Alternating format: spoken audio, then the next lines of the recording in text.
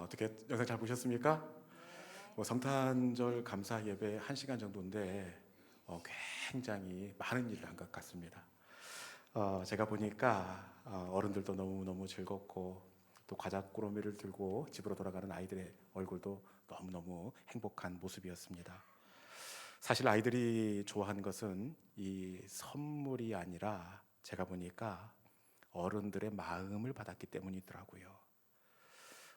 우리 성도들이 이 과자 꾸러미를 준비해 주시는데 과자를 담는 게 아니라 마음을 담으시더라고요. 어떤 성도님은 목사님 어려워 죽겠어요. 요즘 아이들이 뭘 좋아하는지 몰라서 얼마나 고민하고 담았는지 몰라요. 그런 분도 계시고, 어떤 분은 교회에 등록도 안 하셨는데 이 꾸러미를 2개를 가지고 가셔서 저걸 어떻게 하시려나 이렇게 봤더니 주중에 금요일 늦은 오후에 현관문 앞에 이렇게 놓고 돌아서는 모습을 제가 확인한 적이 있습니다. 여러분, 아이들이 받은 것은 선물이 아니라 우리 어른들의 마음입니다. 여러분, 이러니 우리 교회는 잘 되게 될 줄로 믿습니다. 교회는 어른들의 뒷모습을 보고 자라나게 되어 있습니다. 우리 다음 세대가, 젊은 사람들이 어른들이 마음 쓰는 것을 보면서 하나님을 경험하고 어른들이 걷는 그 걸음을 따라서 우리 아이들이 걷게 되어 있습니다. 여러분, 우리 교회는 닮고 싶고 따라 걷고 싶은 좋은 어른들이 넉넉한 우리 시온 영광교회가 될 수 있기를 주님의 이름으로 축원합니다. 그런 의미에서 옆에 분 바라보면서 이렇게 인사해 볼까요? 당신은 진짜 좋은 어른입니다. 한번 인사해 봅시다. 자, 시작. 당신은 진짜로 좋은 어른입니다. 진짜로 좋은 어른입니다. 할렐루야. 네, 우리 교회가 좋은 어른이 있으면 좋은 다음 세대가 생겨나게 될 줄로 믿습니다. 오늘은 송년주일을 우리가 함께 보내고 있는데, 올해 우리 교회의 표어가 뭐였죠? 네, 교회의 부흥, 가정의 축복, 이렇게 정하고 1년을 살아왔습니다.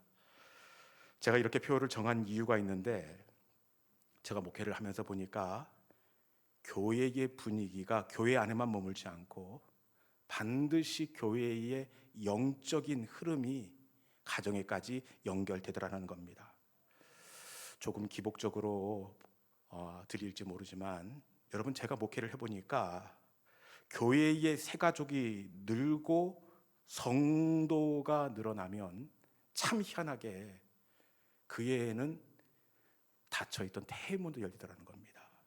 그리고 교회가 부지를 사거나 주차장을 넓히거나 그러면 그 해에는 새 집을 사고 새로운 사업장으로 넓혀가는 일들이 일어나는 것을 종종 볼 때가 있습니다.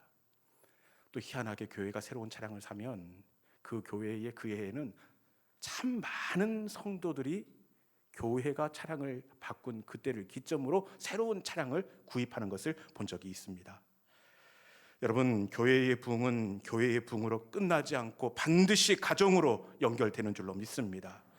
교회가 복을 받으면 가정이 복을 받고, 교회가 따뜻하고 사랑이 넘치면 반드시 그 온기가 우리의 가정과 자녀들의 삶의 자리로 흘러가게 될 줄로 믿습니다. 저는 우리 교회가 부흥하기를 소망합니다. 날마다 성도의 수가 더해지고 성령 충만하고 사랑과 기쁨이 넘치고, 그래서 이 부흥이 가정과 자녀들의 삶의 자리로 흘러가는 축복의 샘 근원이 이 자리 우리 교회가 될 수 있기를 주님의 이름으로 축원합니다. 오늘 우리가 나누게 될 말씀은 이 신명기의 말씀입니다. 신명기는 출애굽한 이스라엘 백성들이 40년 동안 광야에서 이렇게 연단을 받게 되는데, 신명기는 40년 연단의 끝자락, 요단강 이편에서 그 강 건너의 약속의 땅 가나안이 바라보이는 그때 그 장소 그 시점을 배경으로 하고 있습니다. 여러분, 요단강 너머에 손에 잡힐 듯 약속의 땅 가나안이 눈앞에 있습니다. 그 약속의 땅을 바라보면서 이스라엘 백성들이 어떤 마음이었겠습니까? 가슴이 뛰지 않았을까요? 과연 40년 동안 기다린 끝에 받은 그 약속의 땅 가나안은 어떤 선물일까? 여러분, 굉장히 기대가 되고 설레었을 것입니다. 그런데 그 기대감도 있었지만 또 어떤 마음이 있었느냐? 어떤 마음이 있었겠습니까? 이 8절 말씀에 보니까 하나님께서 두려워하지 말고 하나님께서 이렇게 말씀하시는 것은 그렇기 때문입니다. 있기 때문에 두려워하지 말라, 이렇게 말씀하고 있습니다. 저들이 기대감보다 왜 두려운 마음이 이렇게 컸느냐? 그것은 이 약속의 땅 가나안이 어떤 땅인지 이스라엘 백성들이 너무나 잘 알고 있었습니다. 모르면 기대감으로 끝날 테지만 알면 두렵게 되어 있습니다. 여성분들이 아이를 출산할 때 둘째 날 때가 훨씬 더 겁이 나고 두렵다고 그러잖아요. 큰애 날 때는 뭘 모르고 났어. 그런데 둘째 날 때는 그때의 그 고통과 어려움을 잘 알기 때문에 두려운 법인데, 이스라엘 백성들은 약속의 땅이 어떤 땅인지 40년 전에 그 땅을 정탐하고 돌아온 그 사람들의 정보로 인하여 그 땅을 너무나 잘 알고 있었기 때문입니다. 그들의 보고에 따라서 익히 알고 있던 그 땅은 성곽이 하늘에 닿았고, 성이 얼마나 높은지, 그리고 그 사람들이 부풀렸던지 성곽이 세상에 하늘에 닿아 있다고 이야기합니다. 그리고 그 땅의 사람들은 아낙 자손, 이 거인 족속인데 이 골리앗의 아마 버금가는 그런 기골이 장대한 족속이다, 이렇게 이야기하고 있습니다. 여러분, 그 땅이 어떤 땅인지 너무나 잘 알고 있고 그에 비하여 우리는 얼마나 초라하고 연약한 사람인지 알고 있는데 두려운 것은 너무나 당연합니다. 그리고 저들이 이렇게 눌릴 수밖에 없었던 것은 지도자 모세가 그 가나안 땅에 함께 가지 않겠다 이미 선언하였습니다.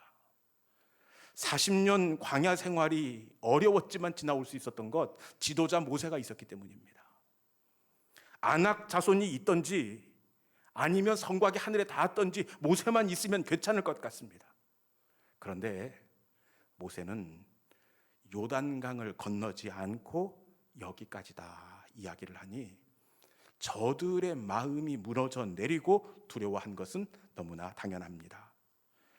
실제로 저들이 어디까지 마음이 무너져 내렸느냐? 본문 7장 17절에 이런 말씀 같이 한번 읽어봅시다. 세상에나 이렇게까지 마음이 무너져 내리는지 몰랐는데 같이 한번 읽어봅시다. 자, 시작.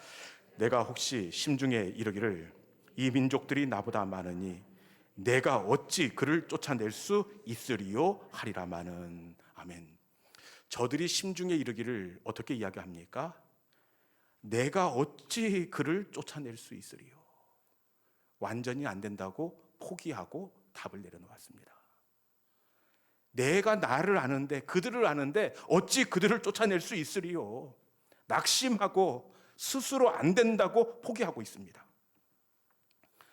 지금 저들의 상황이 이런 상황인데, 여러분 상황이 이렇다고 한다면 하나님께서 이스라엘 백성들에게 어떤 말씀을 들려줘야 될 것 같습니까? 어떤 방법을 강구해 줘야 될 것 같습니까? 우리 생각에는 아낙 자손을 물리칠 막강한 무기를 저들의 손에 들려주든지, 아니면 그 여리고 성을 무너뜨릴 수 있는 기가 막힌 전술을 저들 가운데 들려줘야 옳을 것 같습니다. 그렇지 않습니까? 그런데 우리 하나님은 어떻게 하시느냐? 눌려있고 스스로 답을 내리고 포기하고 있는 저들에게 무엇을 말씀하시느냐? 신명기 7장 19절에 있는 말씀 같이 한번 읽어봅시다. 신명기 7장 19절 같이 한번 읽어봅니다. 자, 시작.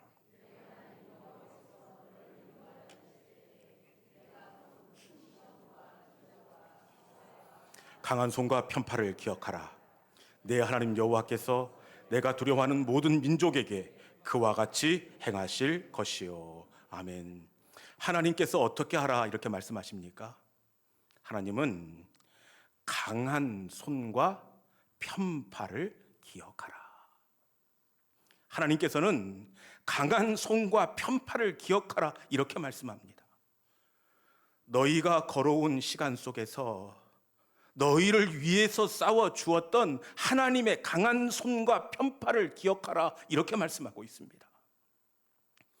홍해를 갈라주신 강한 손과 편팔, 아무리 족속의 활을 꺾어 놓으신 하나님의 강한 손과 편팔, 반석을 쪼개 샘물을 나게 하셨던 하나님의 강한 손과 편팔을 기억하라, 기억하라, 이렇게 말씀하고 있습니다.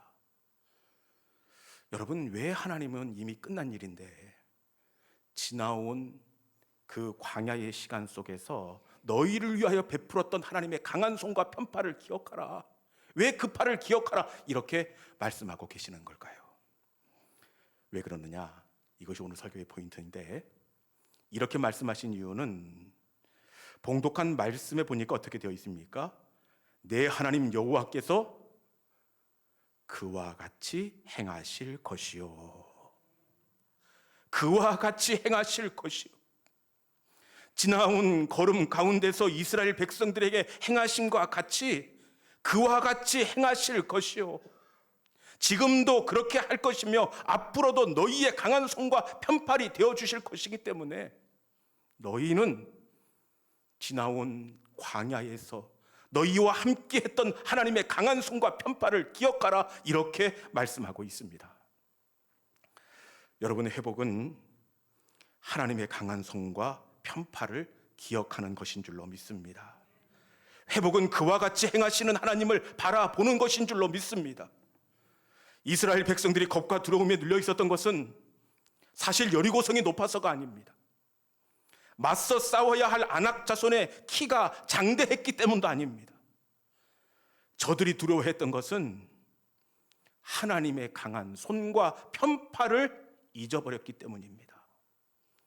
회복은 이제도 그와 같이 행하실 것이다. 회복은 이제도 그와 같이 행하시는 하나님의 강한 손과 편팔을 바라보는 것인 줄로 믿습니다. 그때와 같이 행하시는 하나님을 바라보는 사람은 겁과 두려움을 이길 수가 있습니다. 여리고성과 아낙 자손에 잠시 눌려 있다고 하더라도 다시 담대함으로 일어설 수가 있습니다. 여러분, 이 시간에 우리의 인생 가운데 기가 막힌 웅덩이에서 날 건져주신 하나님의 강한 손과 편팔을 기억하는 믿음의 성도들이 될 수 있기를 주님의 이름으로 축원합니다. 회복은 하나님의 강한 손과 편팔을 기억하는 것입니다. 다윗의 인생을 봐도 그렇더라고요. 다윗이 회복되는 것을 봐도 다윗이 참 어려운 인생의 사건들이 많이 있었는데 그때마다 다윗은 하나님의 강한 손과 편팔을 기억했다는 사실입니다. 다윗의 인생 가운데서 가장 어려운 시간들이 언제였겠습니까?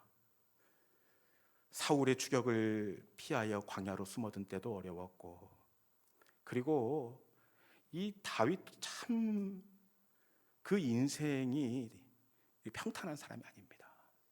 수없이 많은 바람이 있었는데 그 중에서도 가장 어려웠던 바람은 바로 그 아들 압살롬이 나를 죽이겠다고 칼을 겨누고 반역을 일으킨 그때입니다.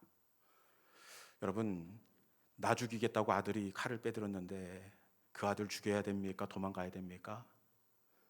그 아들 죽일 수도 없고, 그렇다고 그 아들의 칼날을 피해서 도망칠 수도 없고, 이러지도 못하고 저러지도 못하는 기가 막힌 웅덩이 가운데 다윗이 빠지게 되었습니다. 이날 압살롬이 반역을 일으킨 때에 지은 다윗의 시편이 있는데 그 시편이 바로 시편 143편입니다. 이 143편에 보면 이날의 다윗의 심정이 고스란히 녹아져 있음을 확인할 수가 있는데, 우리 143편 7절에 있는 말씀, 이날 다윗의 마음이 이렇습니다. 같이 한번 읽어볼까요? 자, 시작. 여호와여 속히 내게 응답하소서. 내 영혼이 피곤하나이다. 주의 얼굴을 내게서 숨기지 마소서. 내가 무덤에 내려가는 자 같을까 두려워하나이다. 아멘. 다윗의 마음이 어떻게 표현되어 있습니까? 내 영혼이 피곤하나이다. 우리 성경으로는 이 쫓기는 시간 속에서 굉장히 피곤하고 이 몸이 힘든가 보다 이렇게 생각될 수 있는데, 원어적 해석은 이렇습니다. 내 영혼이 숨이 끊어져 죽을 지경이 되었습니다. 내가 죽을 지경이 되었습니다. 여러분, 아들이 아버지를 죽이겠다고 덤벼드는 이 마당에 다윗이 이런 마음이 든 것은 너무나 당연합니다. 내가 죽을 지경이 되었습니다. 이런 상황 가운데에서 다윗이 그럼에도 불구하고 어떻게 하느냐?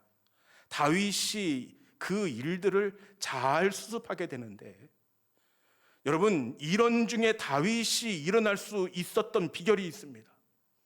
그 비결이 뭐냐? 그것은 그와 같이 행할 것이라, 그와 같이 행하시는 하나님을 기억했기 때문입니다.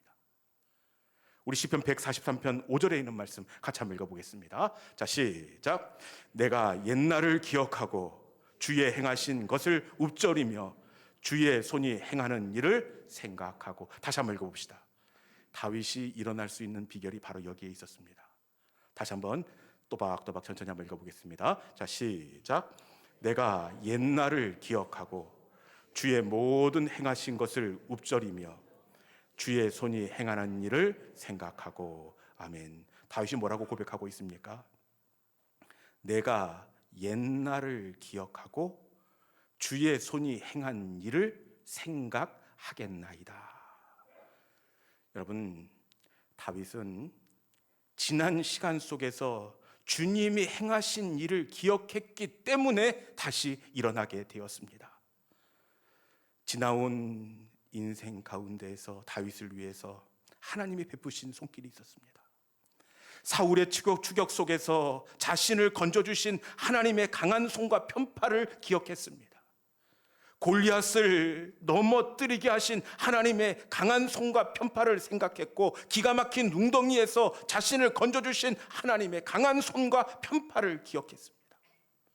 그러면서 지금도 그와 같이 행하실 것이라. 다윗은 지금도 그때와 같이 행하시는 하나님을 신뢰했습니다.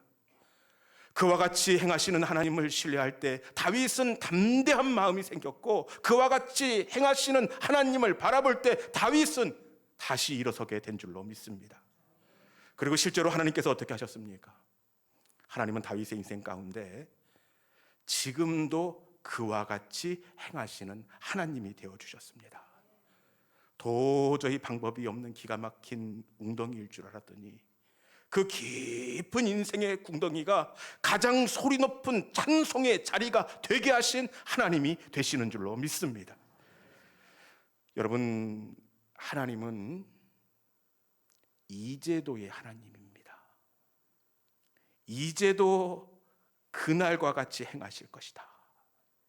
지나간 시간뿐만 아니라 우리 하나님은 이제도 너희를 위해서 싸워 주실 것이다. 이제도의 하나님이 되시는 줄로 믿습니다. 이제도 나의 닫힌 문을 열어주시고, 이제도 나의 필요를 채워주시고, 이제도 나의 연약한 것들을 고쳐주시는 이제도의 하나님입니다. 여러분, 과거의 하나님이 이제도의 하나님인 것을 바라보는 성도는 절대로 낙심하지 않습니다.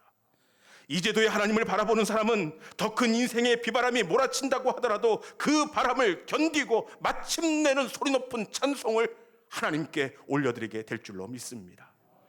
우리 하나님은 이제도의 하나님입니다. 지난날 내 인생의 시간 속에서 날 위해 싸워주신 하나님의 강한 손과 편팔이 이제도의 강한 손과 편팔이 되시는 하나님이십니다.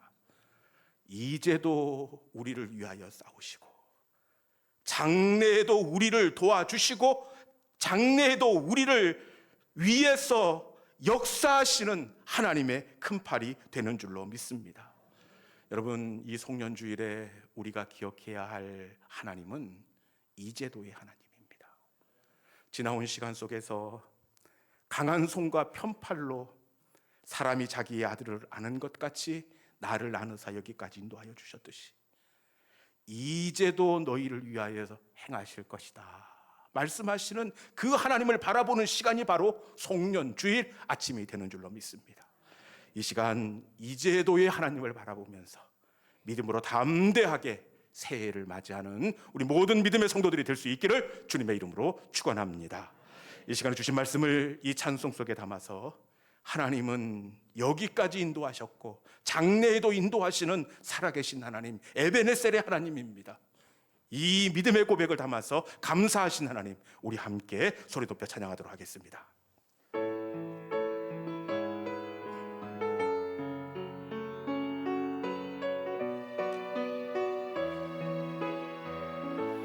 감사하신 하나님, 감사하신 하나님,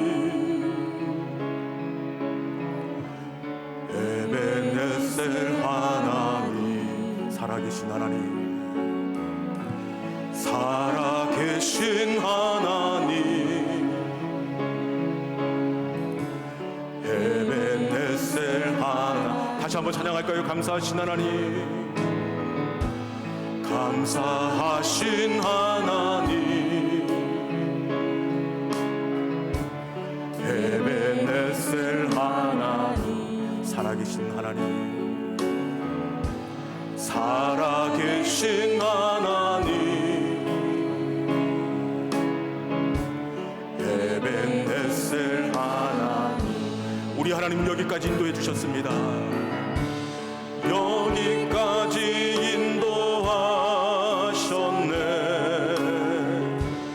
감사하신 하나님, 여기까지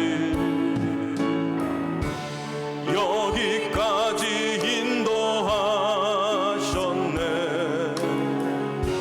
살아계신 아멘. 감사하신 하나님, 에베네셀 하나님,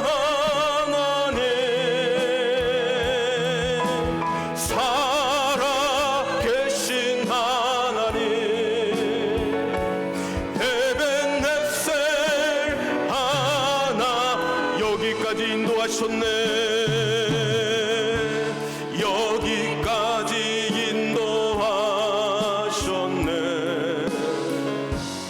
감사하신 하나님, 여기까지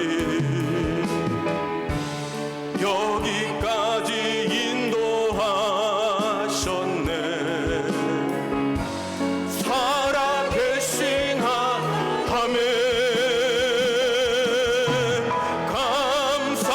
감사하신 하나님, 에베네셀 하나님, 살아계신 하나님,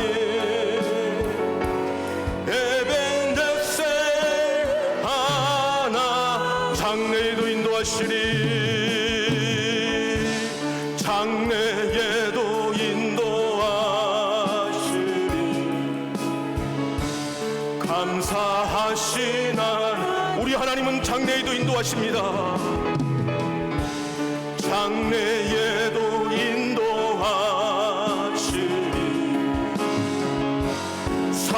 살아계시나 그분은 살아계십니다.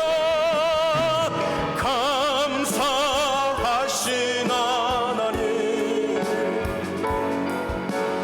에베네셀 하나님,